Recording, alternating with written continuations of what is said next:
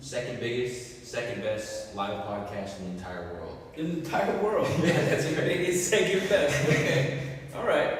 Well, good to be on. That's right. Thank you. I'm here with Saul Trujillo. Yeah. Hell yeah. Comedian. I met at the Comedy Store here in LA. Legendary spot. Yeah. You were killing it. Oh, thanks.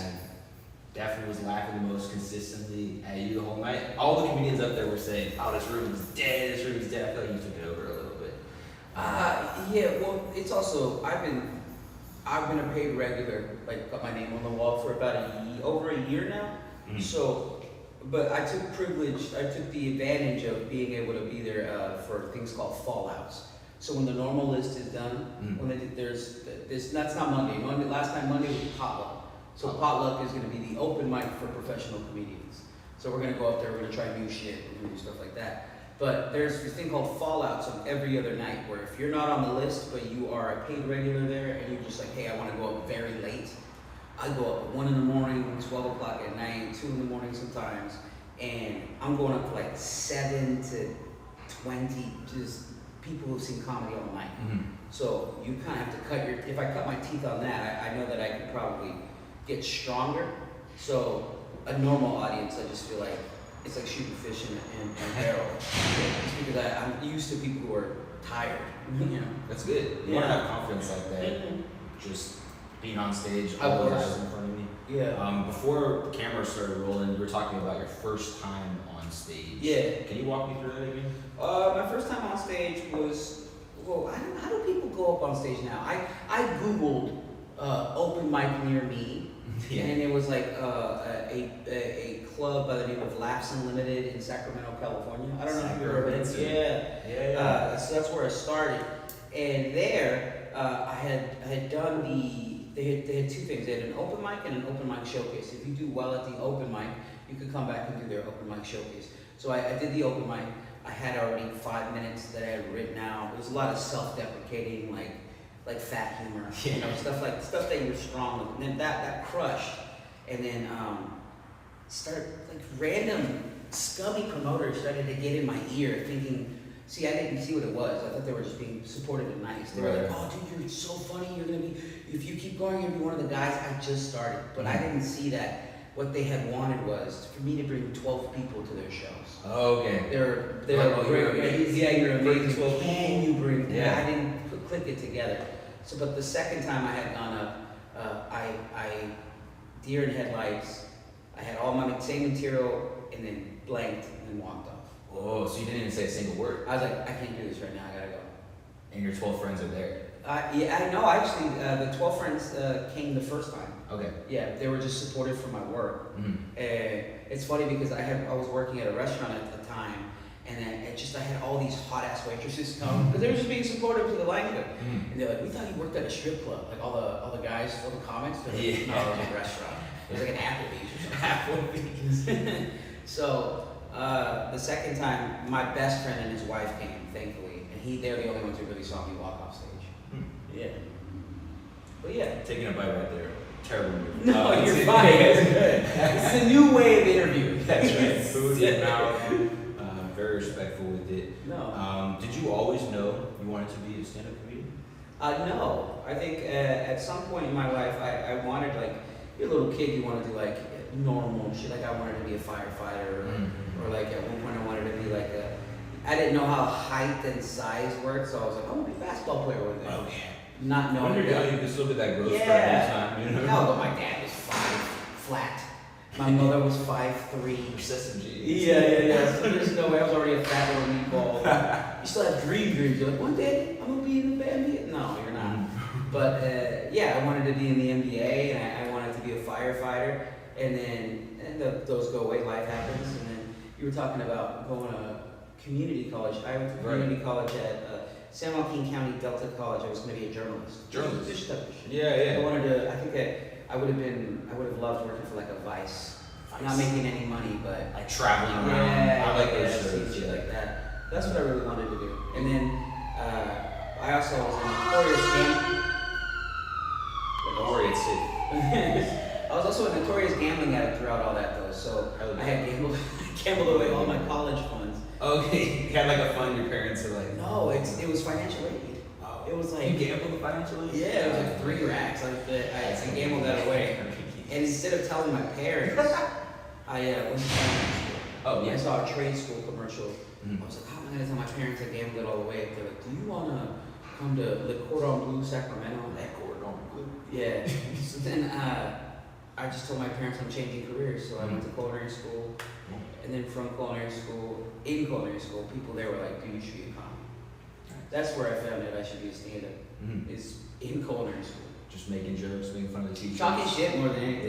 Yeah. Just kitchen, when you're in the kitchen, there's a lot of, disrespectful homophobia, all sorts of fucking just true The comedy. work really sucks, and then you just try to find maybe someone laugh just makes it a little bit easier. Yeah. Like I enjoy cooking, but there's some parts where I'm just like, God, I need something to get me out of this headspace. Yeah, And then just making fun of the random person who just walked in the door. Yes, Like yes, that yes.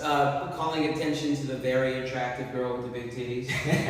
I don't do, but the Mexican like it next to me definitely does. not And I'm you. not gonna not say no. Yeah. You know what I mean? No, Like, she's ugly, dude. I can't look away. But from there, I was like, I guess in '08, that's when I found out even the inkling or the idea of stand-up in 2008. And then I didn't start till 2 years later. 2 years later, so you were writing, workshopping, watching. Yeah, I've always been writing and workshopping since wanting to be a journalist, asking questions and then expecting answers. But sometimes I'd ask the questions and wouldn't it be funny if this, random funny ideas. Yeah. Spin off. Yeah. You told me when I met you that you're from Stockton. Do you want to talk about that at all? What that Yeah, was of like? course. Pretty easy. It wasn't. I know it's keeps getting voted in the top 10 most dangerous cities in the United States. What? Top Yeah. 10? Top 10. Dang. Yeah. United States, not California? No, not the United States. It surpassed Oakland. It surpassed I think the only more dangerous Bakersfield, California is one in the top 10. Okay. Freaking Stockton, Memphis. Memphis. New Like Orleans. DC, I heard DC's pretty bad. DC's pretty bad, but I don't know if it's in the top 10. Possibly. I think it's all based on the per capita amount of people that are in the town. Oh, like how many crimes did the average person Yes. commit? So I remember one summer we had 64 murders. But for 3-month period. for a city of only 300,000, it's kind of a lot. Because they were all back to back, murder after murder after murder after murder. It's like a 1% chance you're getting murdered. It's pretty wild. It was pretty wild. But see, in those headlines, there are the people who are obviously scared of it, but then they're like the actual Stocktonians who are like, Yeah, it's It's a hot summer, you guys. Yeah. But what that does is, growing up there is, Laugh about that. no, you can though, because it creates people who become desensitized to things that I should probably not be desensitized to. Like, I'm not scared of walking down specific streets I could potentially get robbed. But see, in my head, I'm like, I'm fine. I'm from Stockton. This isn't Stockton. But I'm not fine. But I just so happen to be able to be I didn't get mugged that night or I didn't get robbed that night, but I still have that mentality I'm fine and I'm probably not.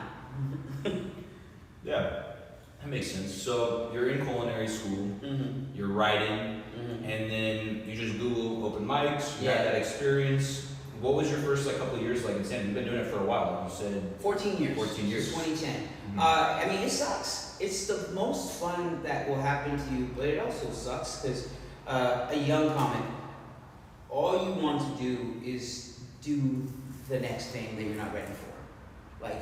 How come I'm not booked at shows? You're not ready. How come I don't have this? You're not ready. And then you don't realize that until you're ready. You're not ready until you don't say you're ready. You're just ready. Some comics go, I'm ready for. You don't. I have 10 minutes. You have 5. Get out of here. You don't have the amount of time that you say. You just do the amount of time. Nothing makes me smile more than when a comic goes, I have a half hour. So Fucking calm down, sweetheart. They're all 3 years in. I'm like, all right. Yeah, so 3 years, that's for me, I'd be like, wow, 3 years, going up, 7 times a week? That's putting in work. You're like, no, you gotta get to 10 first. There are guys who are just monsters like that can can retain the knowledge and understand the patterns of how to do stand-up in 3 years. I'm not necessarily saying it's not a thing, but it's rare. It's rare for me to see a 3-year guy actually have a decent 30 minutes, let alone there's some guys who are like, I recorded my first hour. I'm like, okay. Because I'm not saying that the hour won't be good, but I'm saying how good would the hour be if you're like a 10-year veteran? Right. Versus like some guy who's 3 years in. That joke that you're 3 years in, I bet you it's going to be so more polished and punched up if you keep working away at that joke for 2 years. And there's this perception in comedy that once you record a joke, it's burned. Like, for me, I would think, yeah, record it at 1 year, record it at 2, record it at 3, record it at 5, watch the evolution. But once you record a joke in comedy, it seems like most comedians who are really about it, they're like, okay, I can't say that yet. Everyone knows it, it's out there, I need to be fresh, I need to be new. Because it's the peer pressures of the now.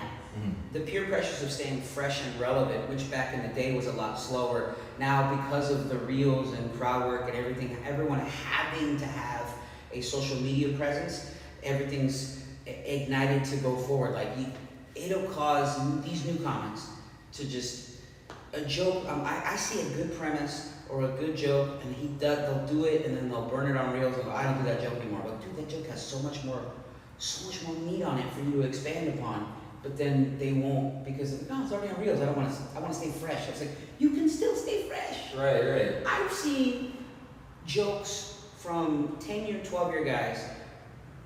They keep posting the same joke over and over because there's a new set of eyes to be done. But some comics won't do that because they're so afraid of staying relevant to the eyes that have already seen it.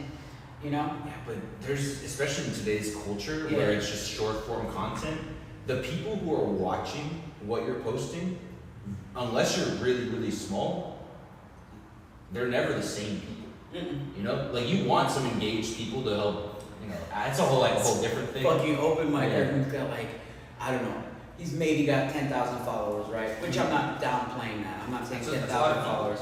Yeah, it's a lot of people. Get them in one room. Yeah. But I'm saying now the relevance of like 10,000 followers. 10,000 followers, 20,000 followers is kind of a mean thing to say. It ain't shit. Sure. It's nothing. It's the most normal thing now. Now, if you understand, if you're an open micer with like 3,000 followers, they don't feel bad. That's normal, you know. But when you do get 10, 12, 20,000 followers, I see that some comics are like, oh, everything's different now. No, it's not. No, it's not. What exactly is different? Nothing's different now. It's zero. I have close to 80,000 followers, and the only thing that is different now is that I don't make a lot of money off of it. So you don't make any money. You don't have to work a side job. No. There you go. But that's what most comedians dream is, to do it full time. Some comics that have 100,000 followers do have that side job though. Damn. It's because. What do you do differently? I guess the jokes themselves, just because a lot of eyes aren't on them doesn't mean they're not good. And sometimes the eyes that do watch them, like I opened for Felipe Esparza. He's a bigger Mexican comic. He's the second half of the Eric Andre show. So he takes me on the road. Had I had 80,000 followers and I was just a social media guy who posted and was popular and wasn't funny, he wouldn't give me the time of day. But because he liked 2 to 3 jokes that he saw online, he was like, oh, do you want to open for him? It's the difference. But is it the fact that you had those 80,000 followers helped him to see it? And then he saw it was one clip. It was not the followers, it was the reel itself. Yeah. The reel, he's like, this is the reel that I saw that made me gravitate towards you. So it was like, okay. So I could have had 4,000 followers. He might have preferred me having no followers, that way he could build me up. Versus, but like, you'd be surprised how much you can get away with if you're just funny. I mean, that's the goal, right? Yeah, you're a comedian, you want to be funny, maybe you think you are. Yeah. You do want to treat people like humans. Obviously, I want to treat every open mic with respect and stuff like that. But sometimes they go, well, how'd you get that? They'll ask, how'd you get this or how'd you get that? I was like, they gave me the time of day because I'm funny. They would have never given. Some bigger comics are like, I would have never given you the time of day if you weren't funny. And I was like, fuck, really? They're like, yeah, that's how it starts. It's fair. I mean, Jesus Christ. Shit, if I saw you last night and you just bombed, I probably wouldn't have talked to you afterwards. So that's how it works with getting booked as well. If you have to ask, how'd you get that? And don't even have a glimpse, or you're just like, you don't understand, I feel bad for you. Because there are some comics who legitimately go, how'd you get that?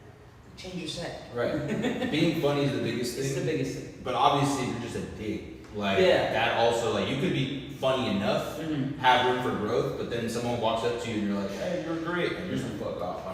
You know, that there's nothing more than anything that I want to do. I don't want to like tell anybody to go fuck off or anything, but I'm not like I've forced myself now, but I'm not like hey, let's take pictures and I'm not that guy. I want to go back to I want to be left alone. I want to smoke my blunt. I want to do that. But now I because of hanging out with bigger comedians, like come outside, come say hello to the fans, be a good representation of who you are, and let them know that you actually appreciate and care about them. And I go, okay, that makes sense. And like they know you're funny, you know you're funny, but then getting in front of more eyes, that's only gonna help. Just appreciate them too, because man, do I not want to do that? Do I want to just go back to the green room, reflect on my set, smoke weed, and just go on my night like a normal person?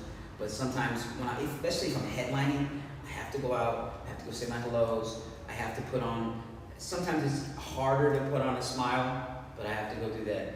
That's what you gotta do. Yeah. Some guys are really good at that. I wish I was good at like just being like, hey, which if it seems like I'm good at it, it's because I'm really, really putting it on. Yeah. I mean, you were really cool when I walked up to you. I'm sorry, I think I You're fine. Yeah. I'm more comfortable at the comedy store than anything. Okay. Like a surrounding that I'm not used to, I just want to be left home. But the comedy store is home. Like I walk around, say hi to the door guy. It took a lot of work and like being funny to be able to just walk around my place free reign like that. Because not everybody can do that. Not everybody can go walk around wherever they want to store. Right. Yeah. Yeah, that makes a lot of sense. Just going back a little bit to what you were saying about like short form content, how important is that as far as promoting yourself? Like everyone wants that like special, it's an hour long. Everyone wants, to be on Netflix to get like a good paycheck. It seems like a lot of comedians, like you were saying, just posting reels and they're getting a lot of followers off that. What do you think? A lot of comedians are posting followers and posting clips to gain followers. It's just the way the new world is. You either adapt or you don't.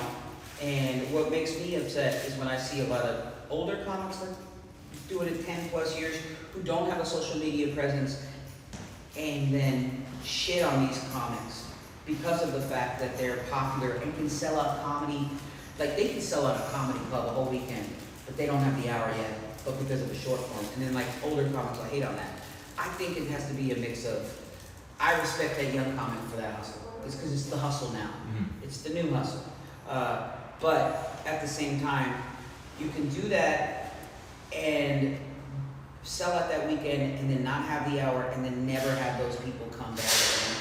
And then that's what their perception of a stand-up is. Right. Some people who go to these social media influencer comedy shows, they've never been to a stand-up show. They've only seen that. And when they go and then that guy is trash or that girl's trash, they'll never go to a comedy show again. That's what they think comedy is. Right. And that's the issue with that. But it's also very flawed for an older comic who has no social media presence to shit on that kid for having that type of hustle. But yes, I feel like there has to be, what I call it is the two reel sets. There's reels, R-E-E-L-S, your social media clips, that's going to be crowd work, that's going to be throwaway jokes that you post on social media, and there's going to be your actual reel set.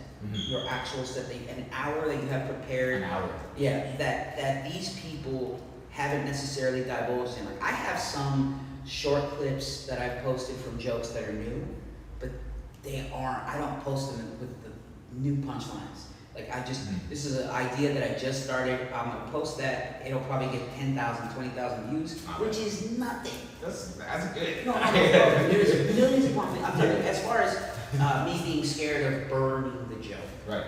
Don't be scared of burning the joke. I mean, unless you have 29 million views on a reel, maybe you burn the joke. But that's not, you probably made money on that. Yeah, right? you definitely will make money. I don't know how the monetization thing Not works, much. but it's not much. so 29 million, you make like 1,000 at least, hopefully. That's still sad.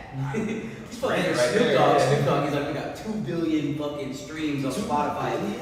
And he only made like $60,000. You gotta fix that. You gotta get them on Tidal.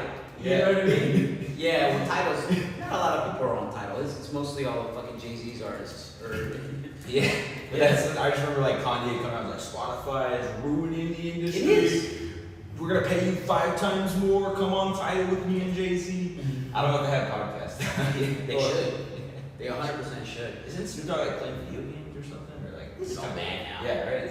He's an old retired gang member. The thing that I found, and this is like completely off topic, but most fascinating about Snoop Dogg is that I think he's been in like a relationship with his high school sweetheart for like ever.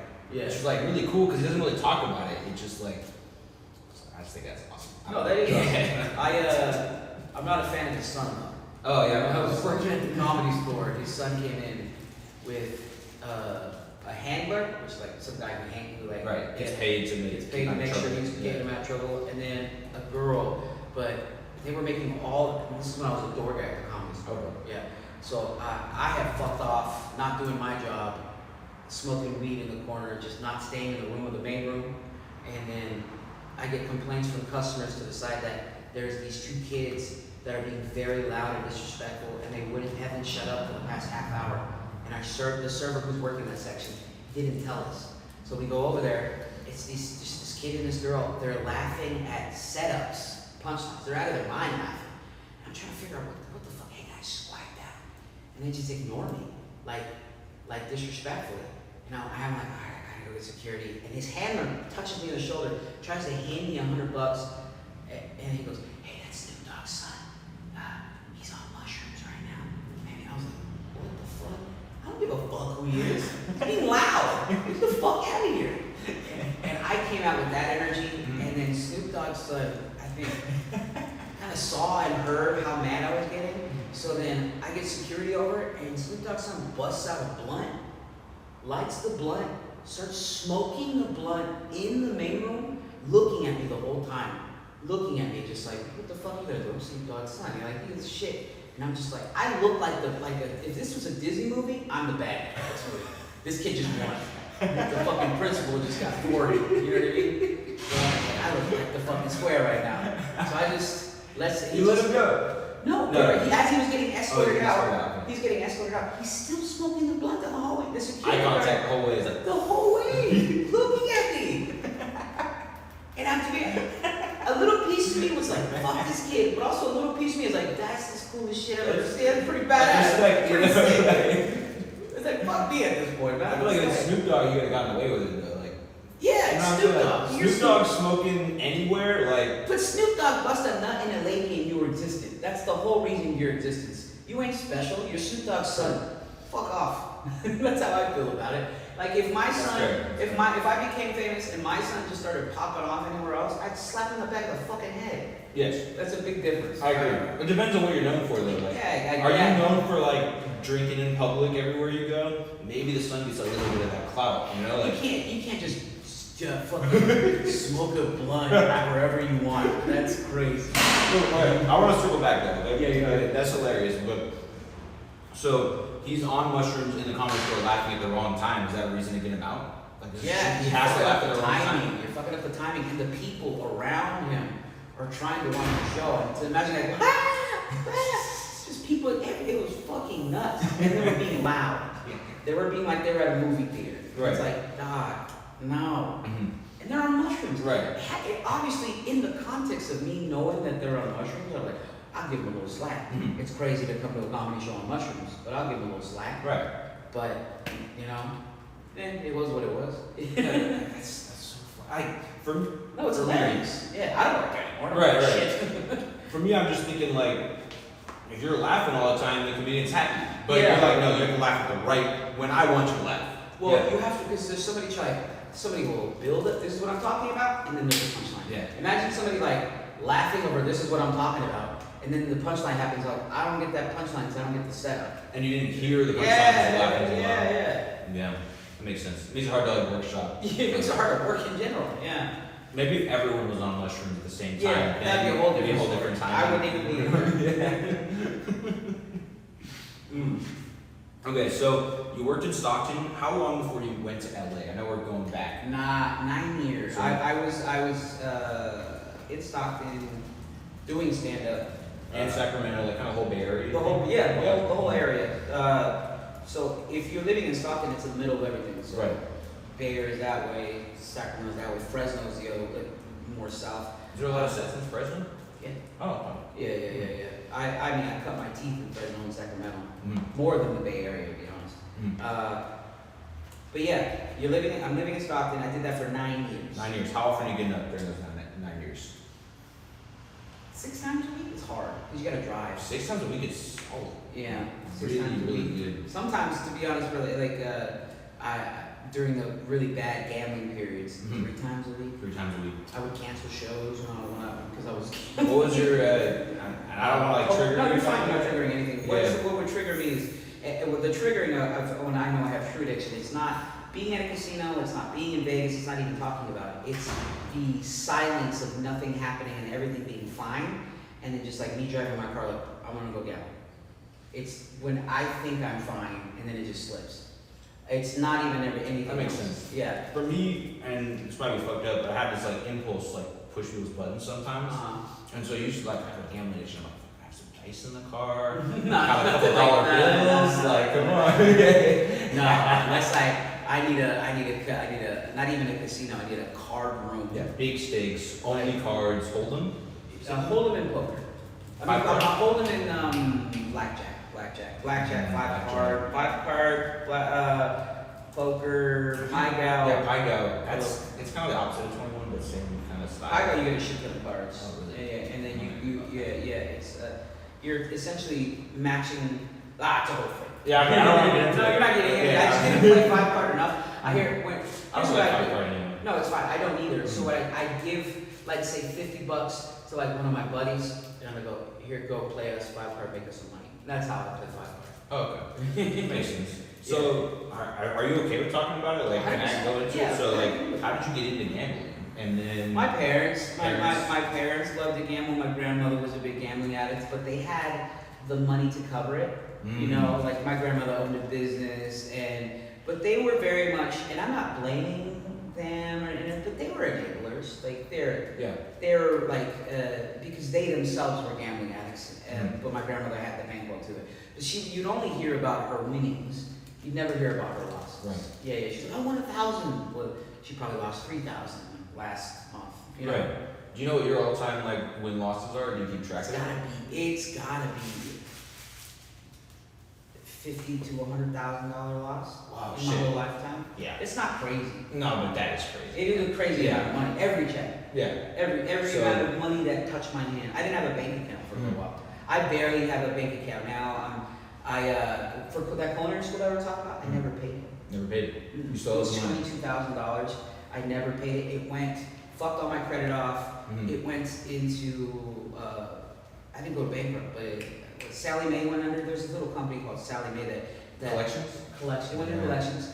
And then those collections, over 10 years, it increased, and then they said I owed $46,000. So what was it originally? 21. 21. And then they got sold, and they tried to, that company tried to say I owed them 46, and I never paid. Yeah, fuck that. And I still, and now it's forgiven. I'm still never. It's forgiven? Yeah. Or it's like It's forgiven? been 12 years. Somebody holds the debt somewhere. Somebody holds the debt somewhere, but they're they waiting have for the no. day you make it big and go like, I want my money. Even then, they have no anything about it. It's been forgiven. Like it's fucked. It's either you pay it and you go through the you never buy a house or get an apartment, You're just resigned to never having good credit. Basically, or you live underground. Like I lived in a basement for $300, no credit needed. 300 solid. Yeah. Out here, no way? No, that's back in Stockton. Okay. Yeah. That's so they can come at me whatever they want. What are you gonna come for me? Yeah. I live in a basement. Live in a basement. Right. Shit.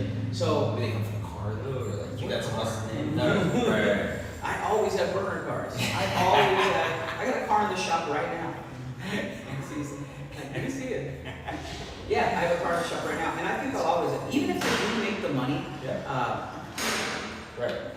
I don't owe that company anything. Hypothetically, let's say you want to buy a house one day. You don't know them. I'm not saying you should pay them, but I've heard that what you can do is call them and negotiate it down because That's how it's not real. Yeah. Well, That's money's how. unreal. No, kids. It's all fake. They'll say, Buy Bitcoin. Yeah. I told them, they were like, you owe $46,000. I answer the phone sometimes, and they'll go, I was like, I'm not paying that, dude. You're not a real. I was telling me that. Well, you owe us that money, but you can settle it now for $1,000. They said 1,000. They forgive 46 for 1,000. I was like, this isn't real then. Wait, so you're trying to get anything. He would forgive $46,000 yes. if you pay 1,000 Which now. means they bought the debt for like $200. Wow. So it's not That's real debt. crazy. It's crazy that, oh my God. He's just fucking with it. How does he go from one, okay, sorry. That's blowing my mind a little bit. I thought he would, at minimum, settle for 21. Companies buy debts in wholesale. Right. Like that debt was probably fucked. They're like, we're not gonna get our money, so we should get something. They probably bought that debt from whoever. When it's like a package, you know, like there's the movie, The Big Short, where they just buy all the shitty debt at once, and then the housing market collapses. So that's kind of what that is. They got like 30,000. And it's gone through different debt collection agencies. Every time someone sells it for less. I swear to God. And they're all trying to get down for 100, and then right when you're ready to sign, it's like, oh, nah, I can't do it, man. Shit, you're not getting any of my money. 1,000. Yeah. From 21, like debt isn't real. You lost 21. No, they went from 46. Yeah. They were, you owe us $46,000. So like, I'm not paying that. It's not real. You lost 21. It didn't lose anything. I got a free education in culinary. Oh, culinary. Oh, the culinary debt, not the no, oh, right. Culinary debt. Right. It was culinary debt. Sorry. Yeah. I just got a culinary school education for free. Yeah. But scumbag. Hell yeah. So you're gonna like chopping things really quick. Yeah. I heard that I read the book by Anthony Bourdain, and he's talking about how like a lot of culinary schools they just kind of like train you to be good in like hotel kitchens. What do you think about that? Well, they train you to be good in a professional kitchen setting, but a lot of those skills that you learn, like it's just good to have. But you get it depends on the kitchen where you're at, on how some people operate. Mm-hmm. They're like, I don't care what they touch you here. This is how we cut it here. Yeah, I don't care what they touch you here. This is how we do it here. It's more underbelly than it is professional. Oh yeah. What do you miss most about the kitchen? How long were you working in the kitchens for? 15 years. 15 years. How many No, kitchens? not 15 years. I went from 08 to I stopped. I stopped when I moved to LA. I was at a coffee shop. I was making bagel sandwiches. Hell yeah. I ran their kitchen. You count that as a kitchen because You should. Yeah. You should count anything where it's a food experience as a kitchen because you're. I'm thinking like breakfast bagels. I'm like, where are you even cooking? You just No, it's what's it called? We would do like bagels. We would do omelets. We would do omelets. Yeah, omelets that's with like besides salad. If you're doing eggs, then it's a kitchen. It was eggs. So let's say you're just toasting bagels. You're putting like cream cheese on that. It's overpriced New York bagels in LA. Yeah. It's overpriced. Like get a fucking bacon, egg, and cheese. Yeah. Or get an avocado fucking salad situation. But People who come from New York and we're like, let me get a bacon, egg. They say Yeah. that shit. Yeah. no, they That's come not New York. weird. Why is there a scoop bagel option? They get mad at that. That's how we scoop bagels in California. So that was your last kitchen when you moved to LA. When did you move to LA again? 2019. So 2019. Living in my car, working at a coffee shop. Hell yeah. How long until you got your own place? A year. A year? I was living in my car, in and out of Airbnbs and hostels. Damn. Yeah. Are the hostels okay out here? No. It's not like a European hostel. It's like some lady who needs to make extra income put bunk beds up in her living room. Yeah, like 20 of them. It's a Yeah. hostel now. Yeah. So Give it's me like, $100 a night. like a lot of teens on the run. Right. I swear to God. Yeah. I was like, these papers, just cash or something. yeah, well, it's through Airbnb. So you just pay Airbnb $20 and 20 for a night. 20 for a night's not bad, man. Yeah. With tax and Get a everything. shower for 20 bucks? You can. Yeah. You just. That's it, yeah. But these people, like, they live in a house. The lady I lived with in Royal Heights. She lived in a house. She was always out in the living room. She was always like making sure nobody smoked in her house. Everybody cleaned up after herself. But like she was always there, and she always had a full house. I was there for a week, and then. For $200 less, maybe. That's not bad. It isn't bad, especially, but it's a break from being in my car. It wasn't like a means to live. It was like I need to reset and stretch my legs. Because sleeping in my driver's side seat sucked. Oh yeah, you like that thing in your back. Mm-hmm. Yeah. Plus your legs, like you have to have your legs out, stretched out, because then you start you're like, I'm fucking walking weird. This sucks. I can't sleep on a seat for a year. It's not good for me.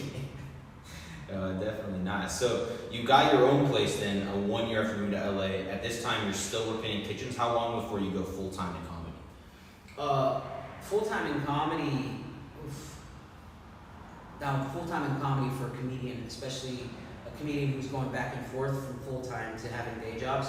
You're always going to do it in spurts until you can't do it anymore. Right. Like I think I have finally reached the point in my life where I don't have to do it anymore. What was your last real job? Oh, or fuck. you know, It was 20. comedy's real. No, you're fine. No, you're fine. 2021. Oh yeah. So about a year. So 1 year to move out of the car, and another year to quote unquote make it. Yeah. Like, you know, whatever make it means. But before that, when I was living in Stockton in that basement, that was full time. Yeah. But it wasn't like thriving. Yeah. It was like I did gigs and I paid rent a lot in 5s and 1s. Mm-hmm. But it's sometimes like the gambling comes in good weekend, you know. Yes, that's a great observation. Yes. Great observation.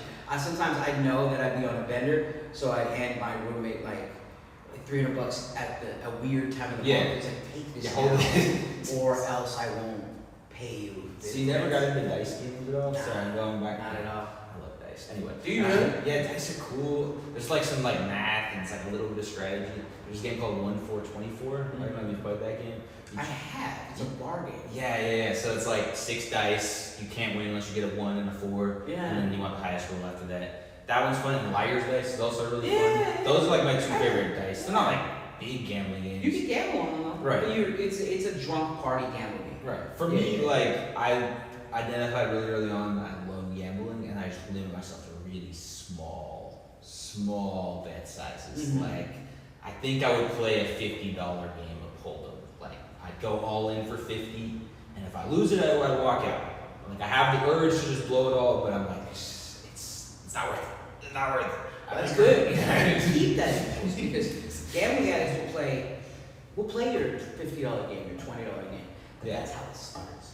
Like at the end of, I think at the pinnacle of like my gambling career, I was betting. I mean, one night I was betting, and it wasn't consistent, but there would be a couple nights where like $500-$600 a hand at blackjack, like it was just nothing. And then I'd lose. I remember I had. What did you walk in there with? $200. I'm going there with a lot.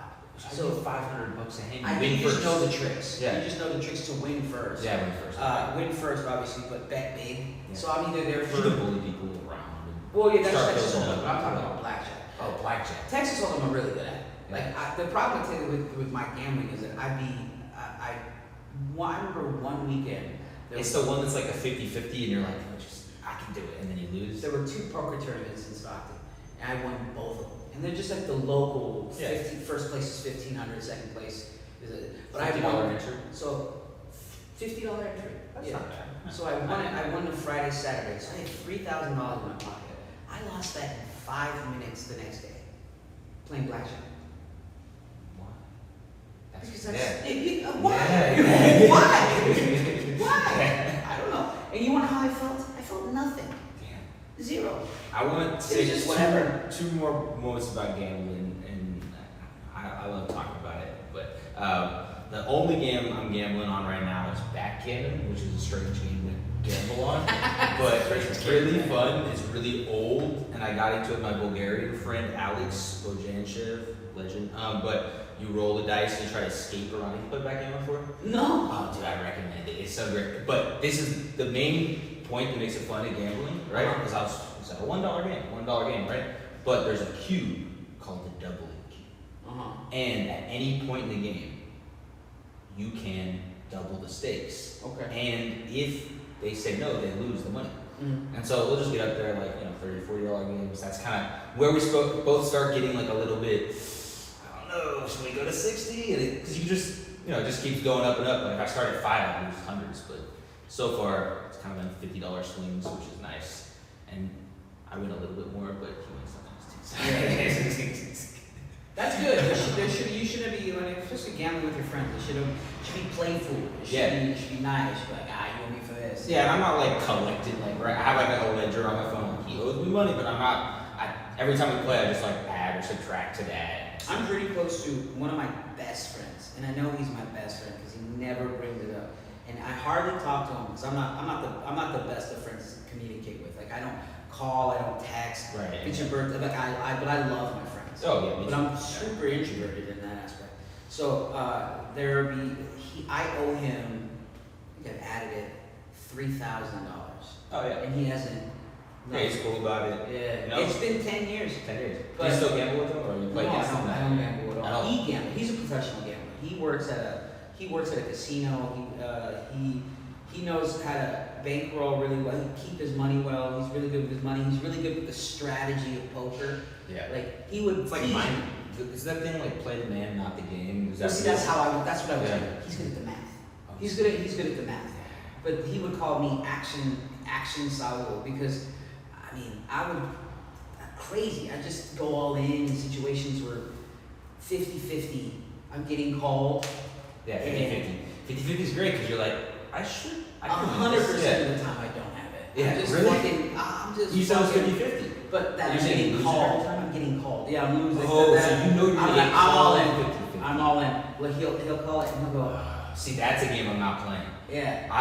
You read the man, you go, I know he has it, I know I'm lost, a 50% chance he doesn't call it, and that's the gamble for you. He's like, can I convince him? Yeah.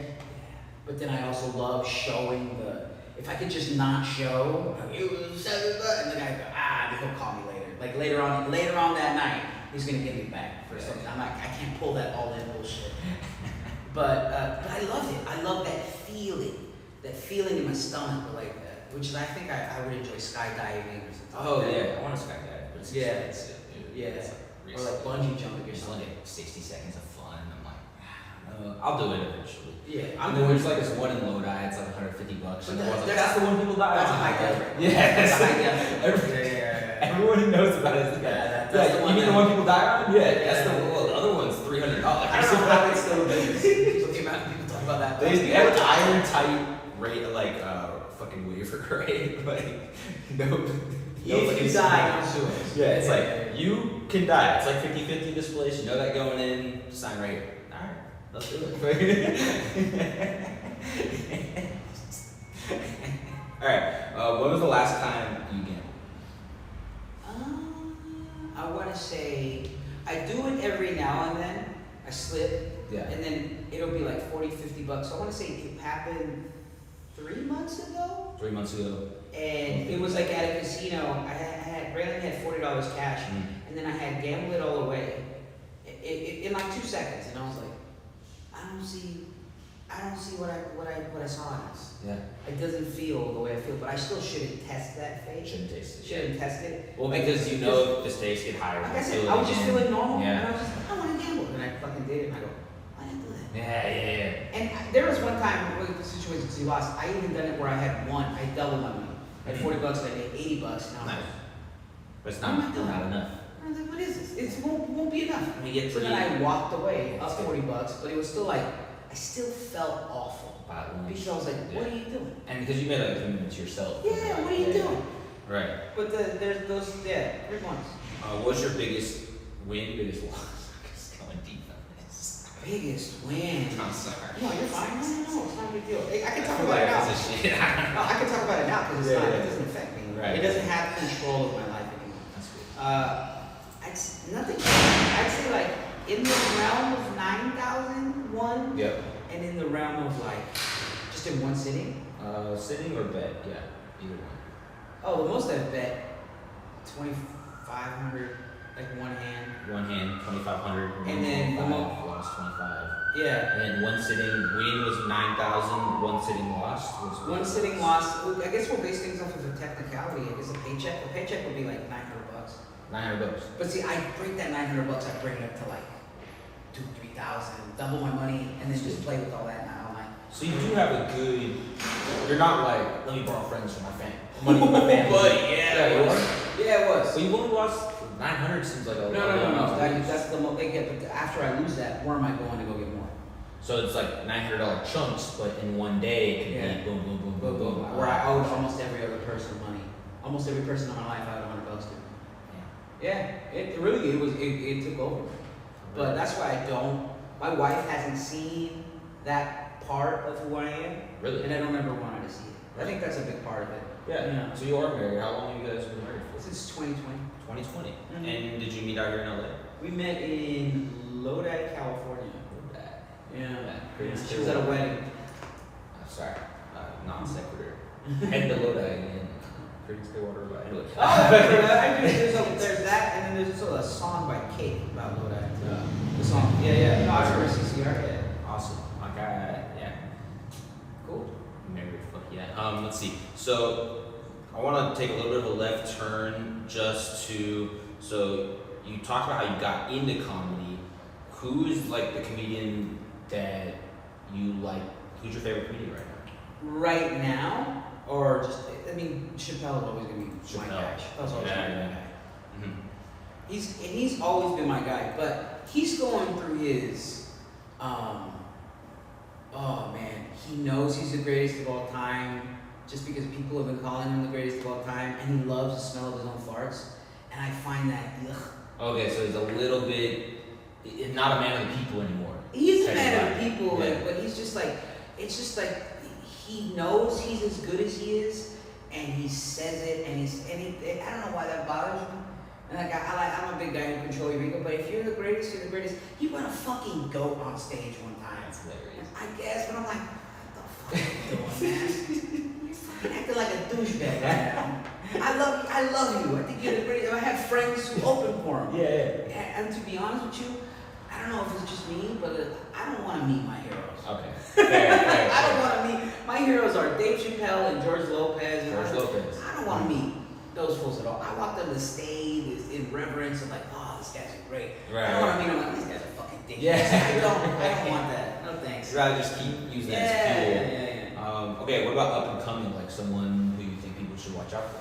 Yeah, we got a comedy store writer, Fahim Anwar is hilarious. Yeah, he's so fucking funny. He's my favorite physical. He can translate a joke and then just like the way he physically acts them out is just so good. Out of New York, I think. Who do I love out of New York? Right now, I think right now out of LA, Fahim, and then my girl Steph Tolov. Yeah, she's so out of New York. Funny. No, she's not out of New York. She's out of LA. I'm trying to think of New York comics that I really enjoy. But I'll stick with the LA ones. So Steph Tolov and Fahim Anwar. Oh, like yeah. my favorites to watch. TOLIV.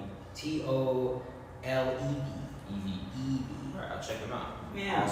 Awesome. Let's see. So you said Dave Chappelle, George Lopez influences. You got some up and comers that you're pretty happy with. Talk about your process a little bit. Like, how do you come up with jokes? What you said you have a writing you're going to later tonight. Mm-hmm. What does that look like for you? My process. The problem with my process is that it's not really a process. I'm lazy. Yeah. Like I wake up in the morning and freaking have my coffee. I might write. That's the issue. If I could do nothing the whole day, that'd be the best. Yeah. I'm a procrastinator. I'm lazy. Mm-hmm. So if I'll write a joke, it has to be on stage for me right now. So like that's why I like the volume of mics that I go to, or the volume of like I told you with the fallouts. That's what I'm trying shit out. I'm writing on stage. I'll write down a sentence. I'm gonna go see what I can do with that. So you're like, I'm up in 2 sets. I'll write a quick couple notes, and then you're like, all right, here we go. But what that does is like early on is you're gonna bomb a lot. Yeah. When you don't have your voice. When you kind of have your voice, you're still kind of bombing, but the audience kind of understands where you're going with it. My process right now is being lazy, and unless I force myself to do things like writing sessions with my friends, I don't want to go. You don't want to go? No, I don't want to do anything. Yeah. I just want to go with my bomb right now, smoke weed and drink more coffee. Hell yeah. But I gotta go. I gotta go do this writing session. But my process is forcing myself to do things. Some people just need that. Mm-hmm. Absolutely. So you say force yourself to do things. I've definitely got some sympathy with that. What comes easy to you? Like, you want to do comedy. Is getting on stage the easy part? It's the easiest part. It's the easiest part. So getting on stage, you're comfortable there. Obviously, it feels really natural when I saw you. But the actual writing, like the logistics, I need to talk to this person or send a message to that person, that is kind of where you get bogged down. I hate it. Yeah. I'm so lucky I have a manager. I have so much. I completely understand what you're saying. Let's see. So, was it hard getting a manager? Is that easy? No, it's not easy. Yeah, but you're pretty happy with it. It happened to the Comedy Store. Yeah. Someone's assistant had reached out, and then set up a coffee meeting. They liked my stand-up. They said we shook hands, and I got a manager. And people think it's like, you sign anything? Just shake hands. There you go. We go together now. That's what it is. Yeah. Based on respect and trust, and it's all good. When you get the agent That's the one where it's like you have to sign something. Because those are the ones that get you the work. The managers are the ones that manage your work. Agents are the ones that get you the work. Interesting. I would think the managers do everything. I don't know. Yeah. Yeah. Well, the managers don't necessarily have all the access to all the work. Like they have, but they do know. Depending on your manager, they whether they've been in the industry a long time or whether there are some young managers that already produce comedy out here. Like one of my managers, the guy my point guy that works for my technical manager.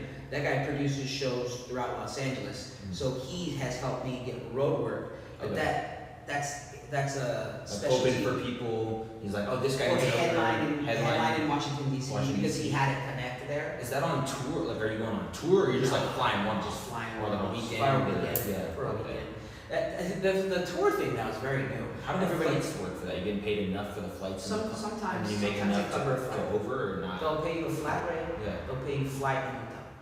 Okay. And so it doesn't. It's not like you lose money going out there. Yeah. Okay. It depends. If you can, there are a lot of comics who do it that way. The ones who technically don't have the manager to speak for them, or if you have the gift of gab to be able to get, hey, I'm coming out there, but you got to take care of my hotel and flight. Right.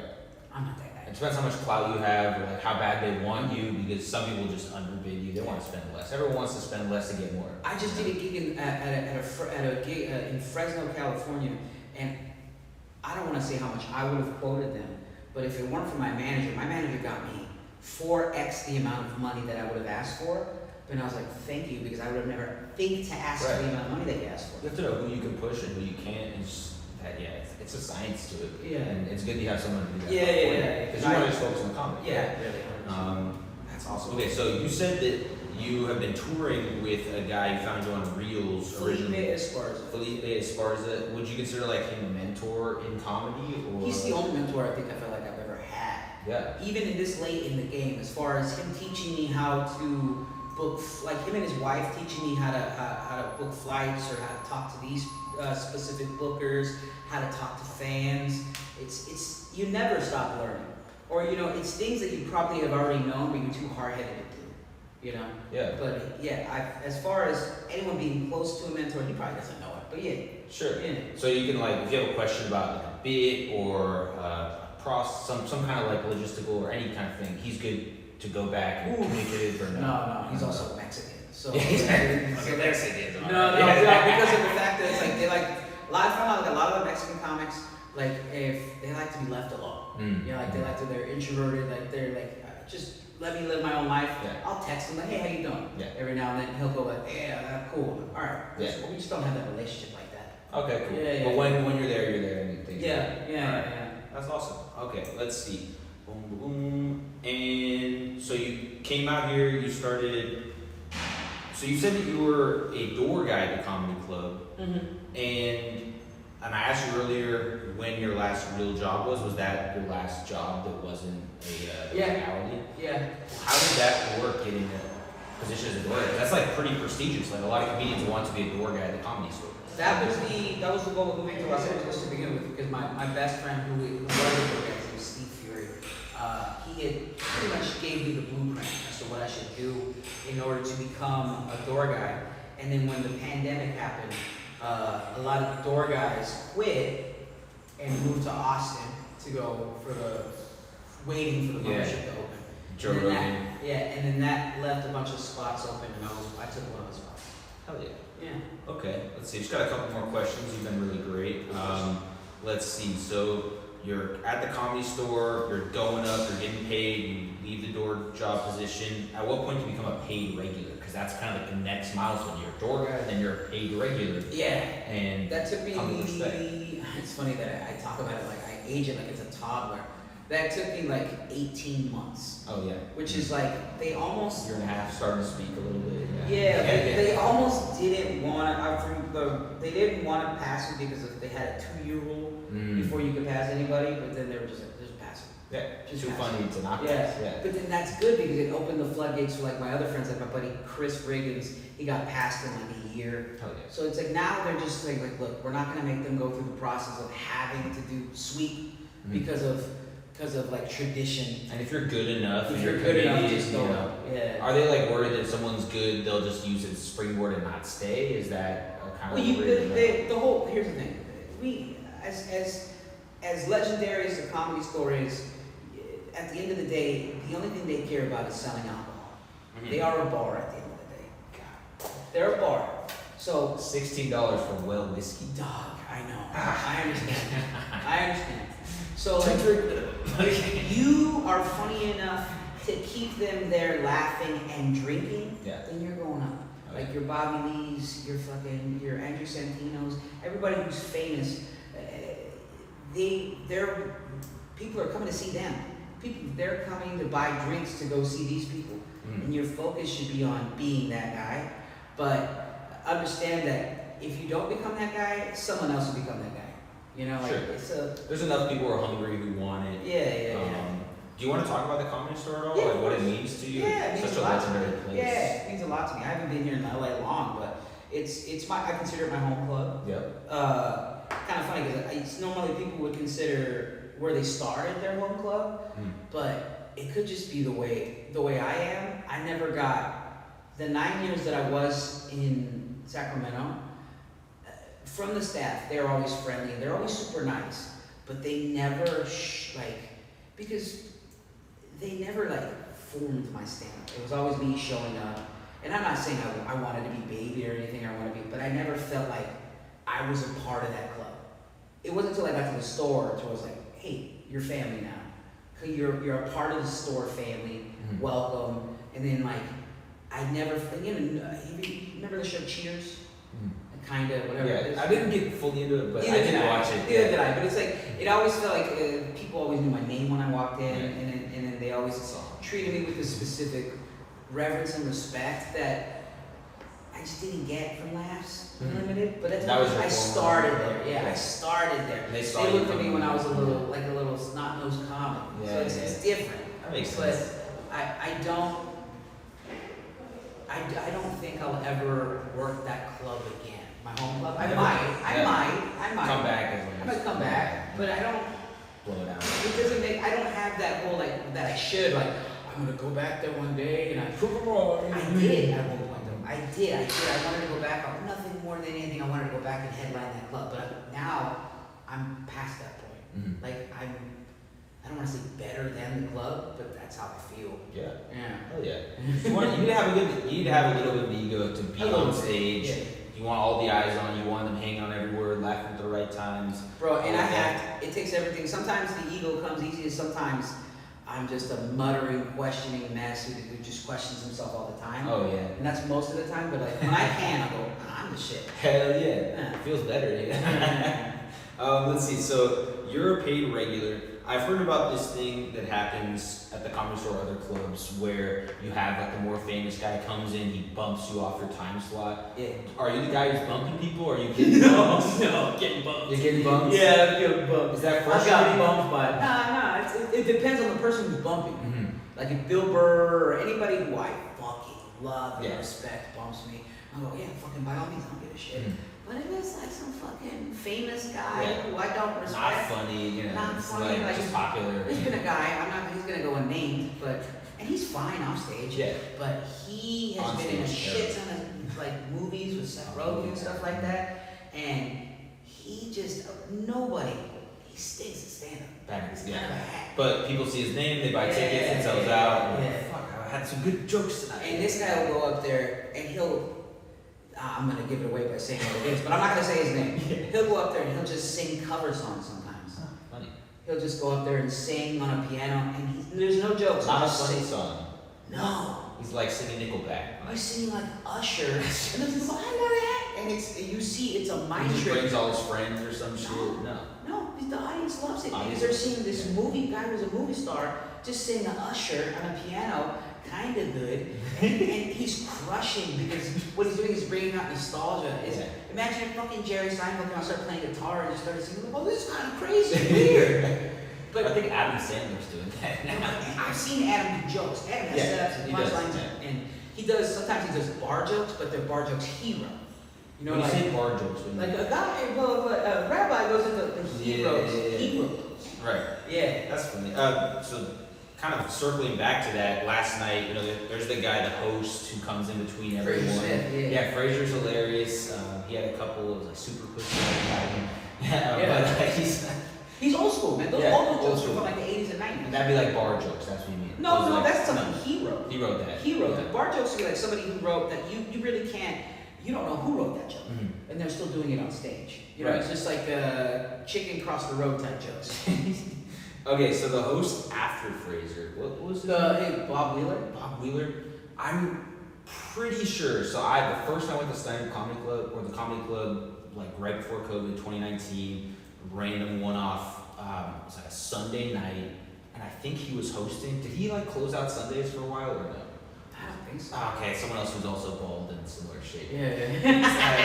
I saw him after the after. So like he went up to host. I thought he was a comedian, and I was like, that's the guy. And I saw him afterwards. I'm like, fucking, you're a legend, dude. Because whoever it was, the host, like, and I remember when they announced the person, they're like, he's been closing out Sundays for 45 years or some shit. So whoever that guy is, but that's Don Barris. Don Barris. Okay. So anyway, legend because someone pulled out their dick. Like he's like, there was a dead crowd of 10 people, and somehow someone's dick came out, and then he stormed off like for his drink. And I come. Oh yeah, like because he asked for it. Yeah, no, I don't know how, because he was kind of frustrated. Nobody's laughing. It's like 10 people, maybe less on a Sunday night, and he's like trying to like do crowd work, and there's like one couple who are regulars obviously, and this random guy, and he's like somehow he's like pull out your dick. He's like okay. Half the time, legendary. Half the time he just knows what to do with that, but a lot of the time he's just gonna dig. He wants to go last, so he can do that. Right. He chooses to have that energy. The only people who were there at that time were degenerates, like 2 a.m. on a Sunday. 5 of those people were probably there to see him. Yeah. Because they're called ding dongers. He has a crowd of people that come on Mondays to come see him called the ding dongers. It's the ding dong show. And sometimes they come at the end of the night on any random night, just God, pull your dick. Yeah. So that guy's been around forever. And then there was a guy who used to go last after him. And he just passed. I forget his name. Yeah, but he would go up there. He's mentally ill. He would go up there in a green suit with a plastic bag on, and then I remember just putting Corona bottles into the garbage. Everyone's gone. This guy's on stage doing stand-up about like Bill Clinton, 90s jokes. Like one drunk guy in the back. Everybody's gone. Every night. The door guys are just putting garbage into the garbage cans. And he's up there doing stand-up. And I look over and I'm like, this is the peak of mental illness. You're doing stand-up and people throwing garbage away. Is there like a live stream at least? No, it was a contract that he had with Mitzi Shore that as long as he's alive, or even after she dies, he's allowed to go do 5 minutes after Pablo. And that doesn't matter if there's audience or not. He just wants to go up there and do stand-up. That's crazy. That's nuts. Yeah. Damn. It's good contract, solid contract. Yeah. Let's see. So, any other like comedy clubs that you have a lot of respect for, love performing at? Like I know the one that I hear about is the Comedy Cellar in New York. I've never been. Never been? I'm sorry, I've never been. I've never performed. Yeah. I would love to. My goal is to be bi-coastal, like every comedian. I would love to mostly live in Los Angeles with having a place that I paid too much for in New York. Sounds like a dream. Yeah. But Cellar is definitely on my bucket list. Random clubs that I want to necessarily not get past, but like throughout the country, like Wise Guys in Salt Lake City, a beautiful club. I would like to headline there. But yeah, the Cellar's on my bucket list. But as far as LA goes, like my favorite clubs right now are the Store, Hollywood Improv, the Ice House. Ice House. Yeah. It's right now those are my clubs. Okay. So favorite club you ever performed in front of? Store. The main room at the Store. And okay. And favorite one ever? Let's see. Clubs, bumping. Okay. So yeah, we're just kind of finishing up. I want to circle back just because I asked this before and we kind of off topic, and I have like a lot of nostalgia working in kitchens. What's something you miss the most about it? What's something I miss most about working in kitchens? That type of creativity factor. Sometimes I work at a place that would let me do the special of the day. So So I miss doing that. I miss making the specials of the day like that because I like cooking a lot. And there's a comfort to the numb. I call it a numbing repetition of just because I was a line cook, so tickets would be across the board, and I've got chicken parms going. And then I've got 8 burners going at once. Yeah. And that type of thrill of the thrill of like being locked in, walking a line where you're like, I need to turn that, I need to flip this, I need to pull that one up. Boom, boom. When I was cooking, I would have. It was one of the last times I would have like anything that was close to a nightmare, where I would hear the ticket machine go off. That's why I go to bed. I wake up in the middle of the night thinking I heard the ticket machine. When I'm at a restaurant now and I hear the ticket machine, I get like a tick. I'm like, where are they? And they're like, get this order out. Yeah. Because that's just volume. Like, I gotta get this chicken parm out. Spaghetti out. So you like that feeling of like you have to lock in completely mental clarity. For me, the biggest thing that I miss is opening up the station and you see all the fresh food that you sliced that morning, and then I'm like, some people they're like, wow, I like sharing the love and like helping people, and I'm like completely selfish where I'm like, I just chopped all that's the I'm planning my lunch the whole day. Every time I open that station, I'm like, that smells good, and every place you're at, they're trying to tell you to eat less than you want, and so you're like sneaking food. My manager Scotty, he was cool, but you know, kind of big. Anyway, let's see. He's still working. Let's do one more question. Yeah. Okay. Wait. Hold on. Is 2 okay? Yeah. 2's okay. So, complete left turn, and you talked about kitchen. I always have like 2 questions I like to close out with. One, is there a song that's been stuck in your head lately? Oh shit, that's random. Yeah. Lately, it's been something on TikTok. My wife is fucking. So like 5 seconds or something? No, like Nespresso by something. Forget her freaking name. My wife just told me her name. So it's a TikTok song. Okay. Hell yeah. I think she's really big right now. Okay. Yeah. Sabrina Carpenter is her name. Hell yeah. She's popping off. Yeah. Okay. And all right, we'll go to the songs. And then that's not my favorite. My favorite music's like metal. Metal? Yeah. Band? Right now, super heavy. Is it called Slaughter to Prevail? Slaughter the Prevail. Slaughter to Prevail. To Prevail. But like growing up, I listened like the Deftones, I listened to Korn, and Slipknot, shit like that. Oh, yeah. Real big metal head. Do you like metal shows like Mushroom? Yeah. Hell yeah. Okay. Last thing, and again, just close it out. But I always ask people, have you ever had a spiritual experience, and would you mind talking about it, or if you've had multiple, just one that you would define what you mean by spiritual experience? Some people tell me about taking drugs. Some people say that they've had a vision. Some people say just any. First time I took acid. Yeah. That was the thing that cured my mental, my gambling addiction. Hell yeah. Yeah. I took 2 halves of acid at that place I was living on, and for $300 in that basement. In the basement? Well, no, I took the basement that I was living in was attached to a house that was on an almond orchard in Northern California, in Manteca, California. So I lived there, and then we took acid one day, me and a bunch of my friends, and then I had a revelation of like, I got to change my life. So I technically told myself I was going to stop gambling. I haven't. Like the 2 times I'm talking about gambling, being a gambling addict. I was gonna marry my girl and move to LA, all 3, and all 3 happened. Like a year later. That's so cool. Yeah.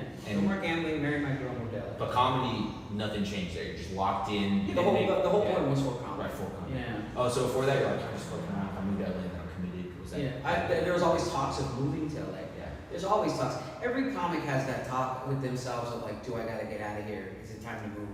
And then that talk never stops. They never do it. Because you're never truly ready. It's like you said, you lived in your car for a while, but you made it. You're doing great. You're never ready, but you can be too ready.